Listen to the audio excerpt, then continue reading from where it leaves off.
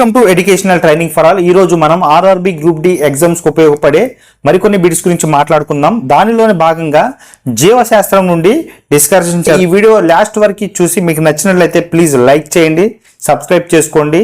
మీకు ఏమైనా డౌట్స్ ఉంటే కింద కామెంట్లో రాయండి. ఓకే, స్టార్ట్ చేద్దాం. మానవ లాలాజలంలో ఉండే ఎంజైమ్ ఏది అని అడుగుతున్నాడు. మానవుని లాలాజలంలో ఉండే ఎంజైమ్ ఏది అని అడుగుతున్నాడు. అమైలేజ్. జాండీస్ వ్యాధి ఏ అవయవం సరిగ్గా పనిచేయకపోవడం వల్ల వస్తుంది అని అడుగుతున్నాడు. ఏ అవయవం? కాలేయం. గాయిటర్ లక్షణం ఏ గ్రంథి విస్తరణ కారణంగా వస్తుంది అని అడుగుతున్నాడు. ఏంటిది? థైరాయిడ్ గ్రంథి.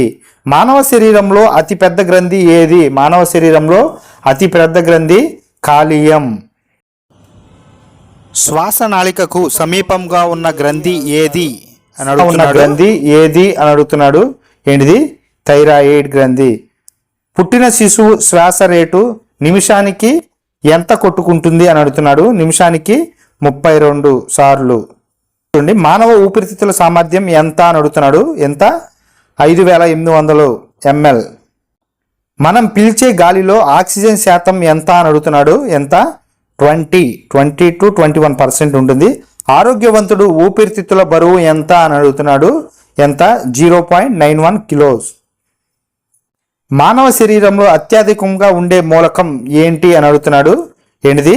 ఆక్సిజన్. రక్తపీడనం కొలిచే సాధనం ఏది? రక్తపీడనం కొలిచే సాధనం స్పిగ్నోమానోమీటర్.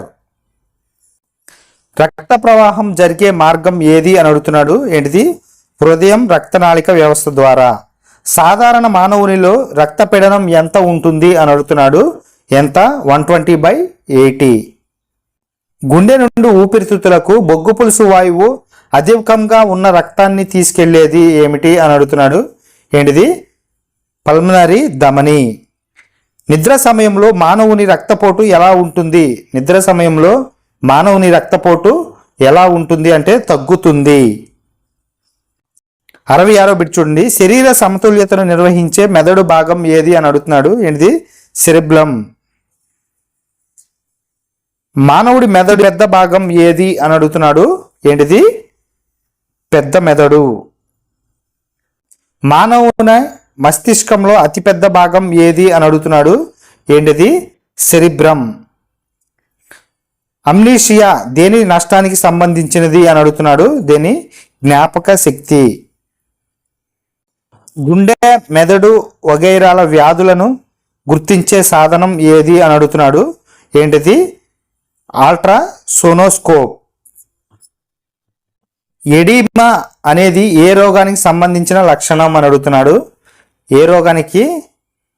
క్యాషియోర్కర్. ఉద్వేగాలతో తాపం కలిగించే కడుపు లోపల భాగానికి సంబంధించిన వ్యాధి ఏ అవయవానికి చెందినది అని అడుగుతున్నాడు. ఏంటిది?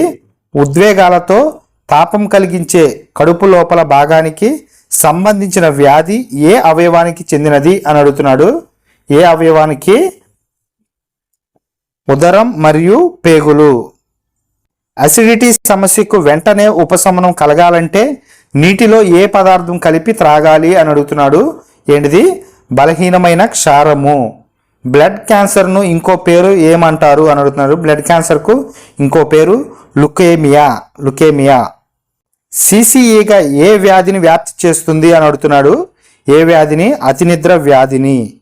మానవ శరీరంలో ఎక్కువగా దేనిని కలిగి ఉంటుంది అని అడుగుతున్నాడు. మానవ శరీరం ఎక్కువగా నీరు ఉంటుంది. గుడ్డు యొక్క స్వన పసుపు రంగులో ఉండడానికి కారణం ఏమిటి అని అడుగుతున్నాడు. కారణం ఏంటి? జాందోఫిల్స్.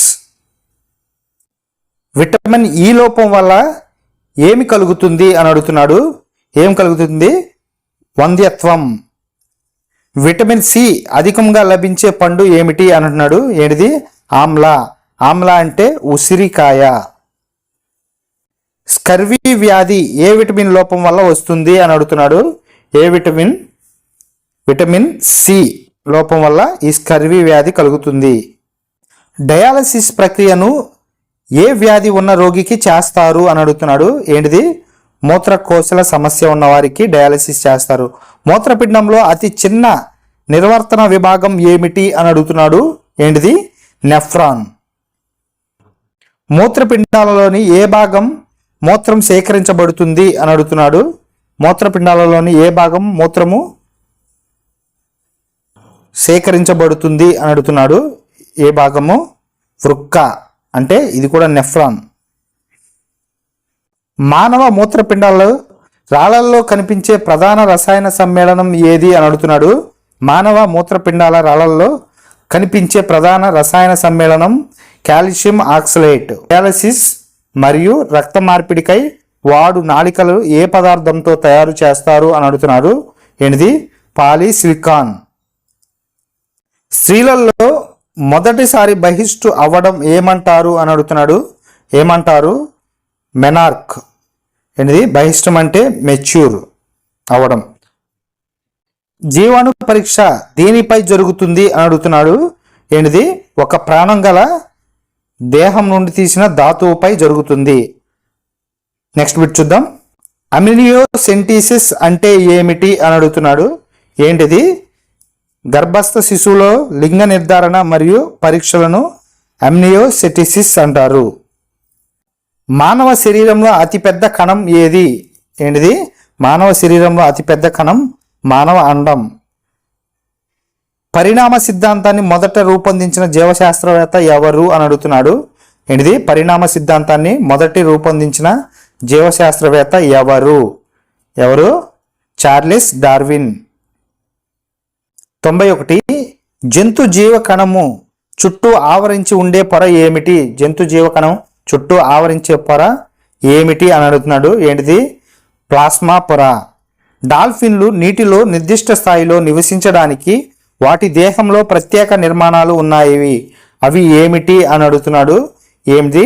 ఫ్లోటర్లు. జంతువుల ప్రవర్తనను అధ్యయనం చేయటాన్ని ఏమంటారు అని అడుగుతున్నారు. ఏమంటారు? ఎథాలజీ. 95 బిట్ చూడండి. గబ్బిలాలు రాత్రి వేళలో దేని సహాయంతో సంచరిస్తాయి అని అడుగుతున్నాడు. దేని సహాయంతో? అతిధ్వని తరంగాలు. ఓకే. షెలక్ రెజిన్ దీని నుండి తయారవుతుంది. షెలక్ రెజిన్ దేని నుండి? లక్క పురుగు స్రావరం. ఏంటిది? లక్క పురుగు స్రావం నుండి తయారవుతుంది. ఈ షెలక్ రెజిన్ అనేది ఏంటంటే ఒక రసాయనిక పదార్థం అన్నమాట. సహజంగా లభించే పత్రహరితం మధ్యలో ఉండే లోహ పరిమాణం ఏమిటి అని అడుగుతున్నాడు. ఏంటిది? మెగ్నీషియం. గాలిలో నుండి నత్రజని గ్రహించి దానిని నేలకు అందించగల మొక్క ఏది అని అడుగుతున్నాడు. బఠానీ మొక్క. ఓకే. 9 బిట్ చూడండి. సేంద్రియ పదార్థంలో తప్పనిసరిగా ఉండే మూలకం ఏది అని అడుగుతున్నాడు. ఏమిటి? కర్బనము. బిట్ చూడండి. టాక్టస్ మొక్కల కిరణజన్య సంయోగ క్రియ ఎక్కడ జరుగుతుంది అని అడుగుతున్నాడు. ఈ టాక్టస్ మొక్కలు ఏంటంటే ఎడారి ప్రాంతంలో ఉంటాయి అన్నమాట. నీటిని నిల్వ చేసే మొక్కలు. ఈ కిరణజన్య సంయోగ క్రియ ఎక్కడ జరుగుతుంది అని అడుగుతున్నాడు. దీనికి ఆన్సర్ మీకు తెలిసినట్లయితే కింద కామెంట్లో రాయండి, నేను నెక్స్ట్ వీడియోలో చెప్తాను. ఈ వీడియో నచ్చినట్లయితే ప్లీజ్ లైక్ చేయండి, సబ్స్క్రైబ్ చేసుకోండి. Thank you for watching.